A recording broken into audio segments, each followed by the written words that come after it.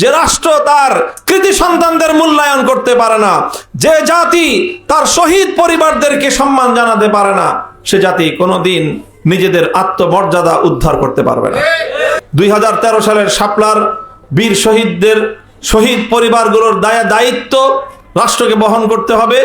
21 সালের মোদী বিরোধী আন্দোলনে শাহাদাত প্রাপ্ত শহীদ পরিবারগুলোর দায়িত্ব রাষ্ট্রকে বহন করতে হবে। 24 জুলাই বিপ্লবে শাহাদাত বরণকারী প্রতিটি শহীদ পরিবারের দায়িত্ব রাষ্ট্রকে বহন করতে হবে।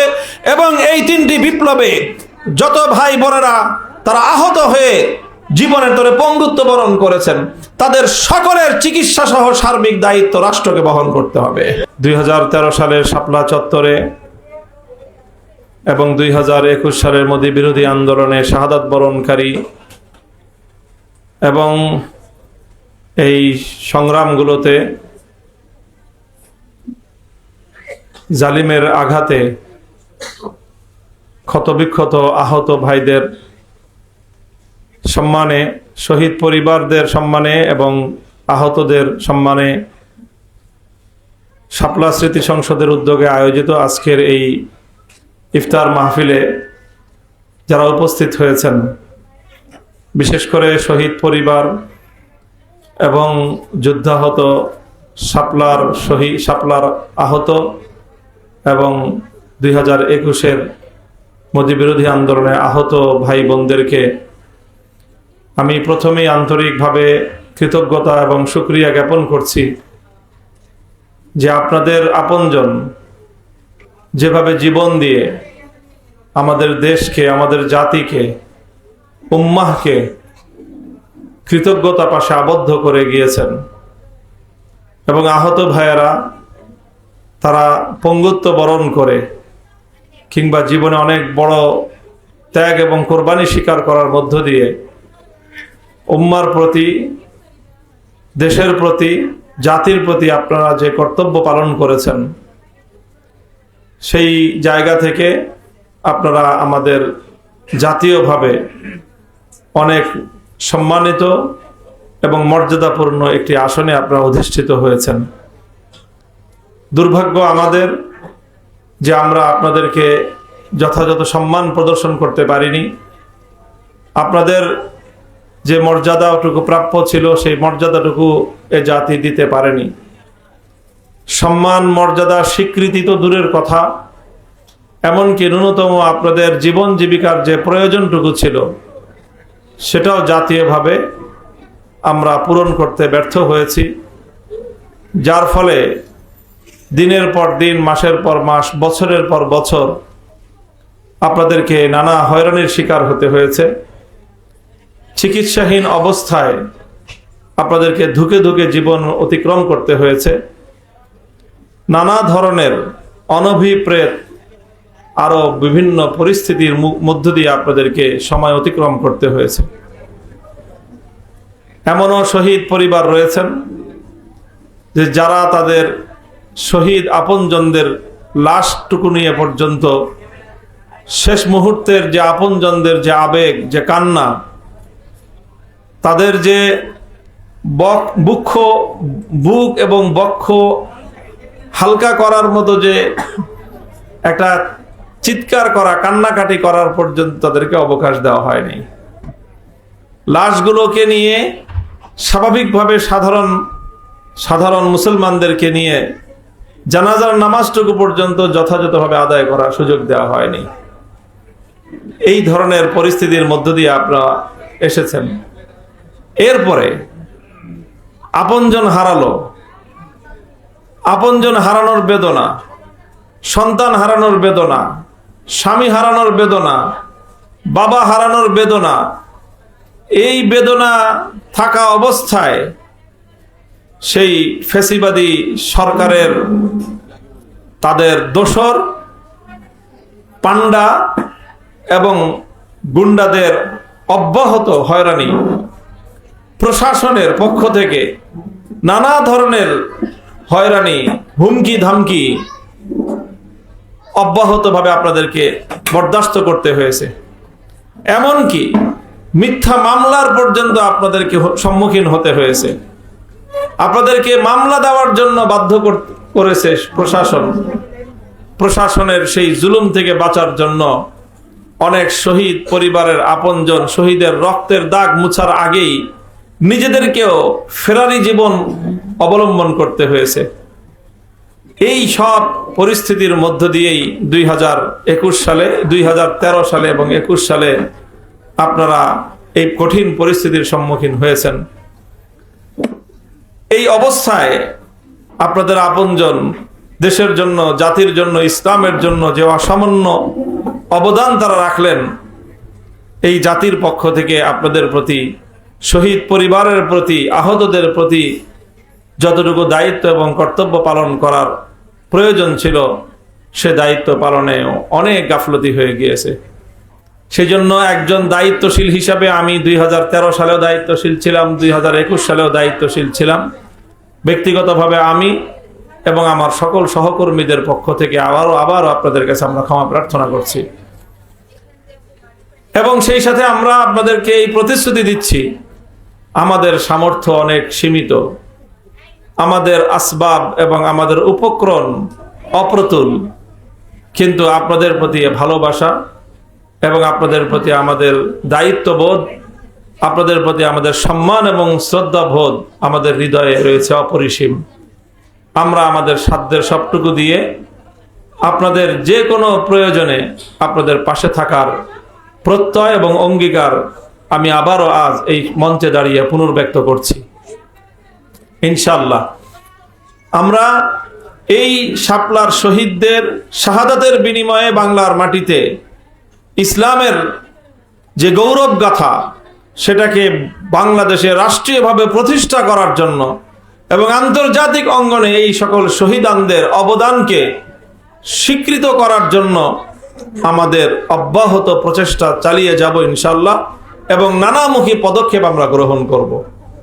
ইতিমধ্যে বাংলাদেশের রাষ্ট্রীয়ভাবে, সরকারিভাবে বিগত অন্তর্বর্তীকালীন সরকারের আমলে, বিশেষ করে সেই সময়ে আজকে আমাদের এই অনুষ্ঠানে বক্তব্য দিয়ে গিয়েছেন যিনি বিশেষ অতিথি হিসেবে, বিগত সরকারের স্থানীয় সরকার ও পল্লী উন্নয়ন সমবায় মন্ত্রণালয়ের মাননীয় সাবেক উপদেষ্টা, তার মন্ত্রণালয়ের পক্ষ থেকে শহীদ পরিবারদেরকে সম্মান জানানোর একটি ব্যবস্থা করেছেন।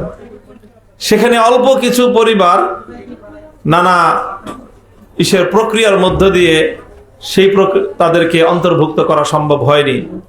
শাপলা স্মৃতি সংসদ তাদের প্রতিও কর্তব্য অব্যাহত রাখবে এবং সেই সকল পরিবারগুলোকেও যে কোনো উদ্যোগে অন্য কোনোভাবে না পারলে শাপলা স্মৃতি সংসদের পক্ষ থেকেও ইনশাআল্লাহ আপনাদেরকেও সেই সম্মাননাটুকু এবং সহযোগিতাটুকু পৌঁছে দেওয়ার আমরা প্রত্যয় ব্যক্ত করছি এবং সেটা ইনশাআল্লাহ আমরা করব। আল্লাহ আমাদেরকে সে তৌফিক দান করুন। আপনারা আজকে আবারও দেশের বিভিন্ন প্রান্ত থেকে কষ্ট করে ঢাকায় এসেছেন এবং আমাদের এই আহ্বানে সাড়া দিয়েছেন, এতে আমরা গৌরবান্বিত বোধ করছি, সম্মানিত বোধ করছি। ইনশাআল্লাহ শাপলা স্মৃতি সংসদ শাপলার চেতনাকে জাগ্রত রাখার জন্য বহুমুখী পদক্ষেপ নিয়ে কাজ করে যাচ্ছে।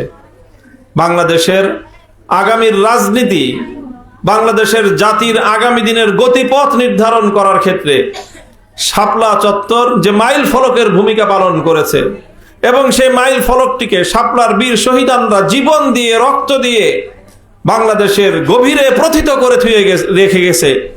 এখন আগামীর দিনে সেই মাইল ফলকের ভিত্তিতে দেশ এবং জাতি যেন সঠিক পথে পরিচালিত হতে পারে এবং এই পথ থেকে যেন এই জাতিকে, এই দেশকে কেউ বিচ্যুত করতে না পারে, সেই সংগ্রামটুকু আমাদেরকে সম্মিলিতভাবে অব্যাহত রাখতে হবে ইনশাআল্লাহ। এবং আমরা আজকের মঞ্চ থেকে আমি প্রত্যয় ব্যক্ত করছি, ঘোষণা করছি ইনশাআল্লাহ 2013 সালের শাপলা চত্বরের বুনিয়াদের উপর দাঁড়িয়ে যেই 24 জুলাই বিপ্লব অর্জিত হয়েছে, যেই জুলাই বিপ্লব সংগঠিত হয়েছে, সেই জুলাই বিপ্লবের অর্জনকে ঘরে তোলার মধ্য দিয়েই শাপলার বীর শহীদানদের রক্তের প্রতি কিঞ্চিত পরিমাণ হলেও আমরা আমাদের দায়িত্ব আদায় করতে সক্ষম হব ইনশাআল্লাহ।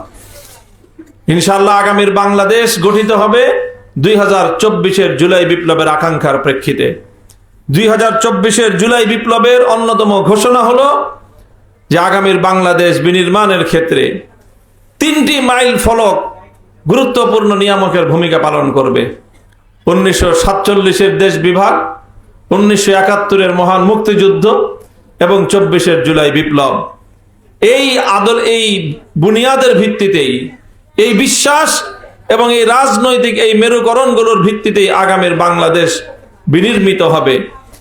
আর 24-এর বিপ্লব মানেই হলো 2013 সালের পাটাতন। 24-এর বিপ্লব মানেই হলো শাপলা চত্বরের স্বীকৃতি। 24-এর বিপ্লব মানেই হলো 2013 সালের শাপলা চত্বর থেকে সূচনা হওয়া বিপ্লবের সাফল্যের চূড়ান্ত মাইল ফলক হলো 2024-এর জুলাই বিপ্লব। কাজেই যারা 2024-এর জুলাই বিপ্লবের সঙ্গে গাদ্দারি করতে চায়, তারা শাপলা চত্বরের সাথেও গাদ্দারি করে। 24-এর জুলাই বিপ্লবের প্রতি অসম্মান, শাপলার প্রতি অসম্মান। 24-এর জুলাই বিপ্লবকে গুরুত্বহীন করার অপচেষ্টা শাপলা চত্বরের রক্তের সঙ্গে গাদ্দারি করার নামান্তর। এই জন্য আমরা যারা শাপলার বিপ্লবকে ওন করি, আমরা যারা শাপলার চেতনাকে ধারণ করি, আমাদেরকে শাপলার স্বার্থেই 24-এর বিপ্লবকে ধারণ করতে হবে। শাপলার চেতনাকে বাস্তবায়ন করতে হলে আমাদেরকে 24-এর এই চেতনাকে আমাদের বাস্তবায়ন করার জন্য আমাদেরকে তৎপর হতে হবে। আমরা দুঃখ এবং পরিতাপের সাথে কথা বলছি যে যেই 24-এর বিপ্লবের মাধ্যমে শাপলা চত্বরের দিনও বাংলাদেশ জাতীয়তাবাদী দলের নেত্রী মরহুমা বেগম খালেদা জিয়া সেদিন ঘোষণা করেছিলেন তার দলের নেতাকর্মীদের প্রতি যে তোমরা শাপলা চত্বরের আলেম ওলামাদের সাথে দাঁড়াও, তাদের পাশে দাঁড়াও, তাদেরকে যেন উৎখাত করতে না পারে স্বৈরাচারী সরকার, তাদের সহযোগিতা করার জন্য উদাত্ত আহ্বান জানিয়েছিলেন তিনি সেদিন। দুর্ভাগ্যবশত সেই দলের কিছু নেতাকর্মীদের সেদিন তাদের ভুল ভূমিকার কারণে সেদিন শাপলা চত্বরের এই মেচাকার সংগঠিত হয়েছিল, তারা তাদের যথাযথ দায়িত্ব পালন করতে পারে নাই। সেই মহলটি আজও পর্যন্ত সেই দলের মধ্যে সক্রিয় আছে। এখন তারা আবার 2026 সালে এসে 24-এর জুলাই বিপ্লবকে বাংলাদেশে গুরুত্বহীন করার অপতৎপরতা শুরু করেছে। 24-এর জুলাই বিপ্লবের সবচেয়ে বড় বেনিফিশিয়ারি যারা, 24-এর জুলাই বিপ্লব না হলে যারা আজও বাংলাদেশের মাটিতে ঢুকতে পারতো না, 24-এর বিপ্লবের সবচেয়ে সুবিধাভোগী যে সেই গোষ্ঠীটি আজ অত্যন্ত দুর্ভাগ্যজনকভাবে আমাদেরকে লক্ষ্য করতে হচ্ছে, তারা 24-কে বাংলাদেশে গুরুত্বহীন করার পায়তারা চালাচ্ছে। এটি 24-এর রক্তের সঙ্গে সবচেয়ে বড় গাদ্দারি হবে। কাজেই 24-এর জুলাই বিপ্লবকে বাংলাদেশে আইনি ভিত্তি প্রদান করার জন্য যে গণভোট সংগঠিত হয়েছে, সেই গণভোটে আমরা দেখেছি 2/3 বেশি বাংলাদেশের মানুষ, ভোটাররা নিরঙ্কুশভাবে হ্যাঁ ভোটে ভোট প্রদান করে 24-এর জুলাই সনদকে বাংলাদেশের রাজনীতি এবং বাংলাদেশের সংবিধানের প্রধান বুনিয়াদ হিসেবে প্রতিষ্ঠা করার পক্ষে মতামত দিয়েছে।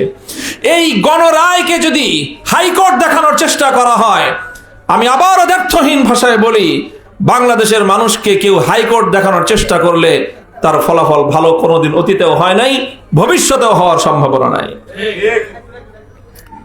কাজেই আমরা আশা করব যে দেশের মানুষ, যেই মানুষের অধিকার বাস্তবায়নের জন্য অনেক লড়াই সংগ্রাম রক্তপাত অনেক জীবনের বিনিময়ে আজ যে পর্যায়ে এসে দাঁড়িয়েছে, এখানে এসে শহীদের রক্তের সঙ্গে আর নতুন করে কোনো গাদ্দারি বাংলাদেশের মানুষ দেখতে চায় না।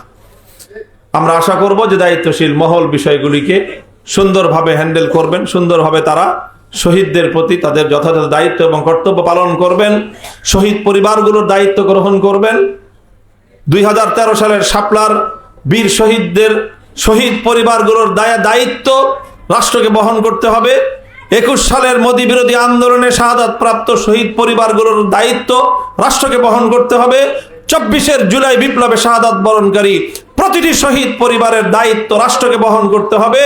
এবং এই 3টি বিপ্লবে যত ভাই বোনেরা তারা আহত হয়ে জীবনের তরে পঙ্গুত্ব বরণ করেছেন, তাদের সকলের চিকিৎসা সহ সার্বিক দায়িত্ব রাষ্ট্রকে বহন করতে হবে।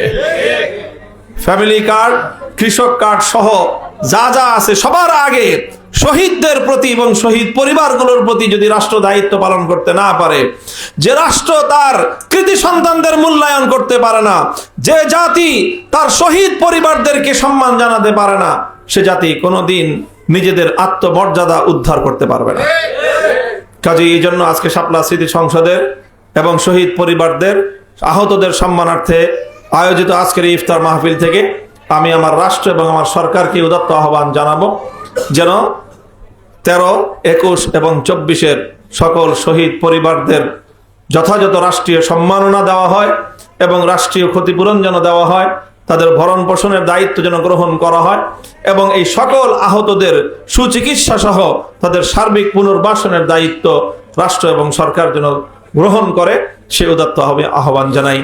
আবারও আপনাদের সকলের প্রতি এবং আজকে আমন্ত্রিত অতিথিবৃন্দ যারা রয়েছেন, আমরা সকলে মিলে একটি পরিবার এবং একটি কমিউনিটি হিসেবে আগামীর বাংলাদেশে আমরা একটি সুন্দর এবং কল্যাণের ধারা অব্যাহত রাখার প্রত্যয় ব্যক্ত করছি। শহীদ পরিবারদের প্রতি আমি আবার আমার আন্তরিক সম্মান, ভক্তি, শ্রদ্ধা প্রদর্শন করে এবং আহতদের প্রতি সহমর্মিতা জ্ঞাপন করে বক্তব্য শেষ করছি। ওয়া আখিরু দাওয়ানা আলহামদুলিল্লাহি রাব্বিল আলামিন। আসসালামু আলাইকুম ওয়া রাহমাতুল্লাহ।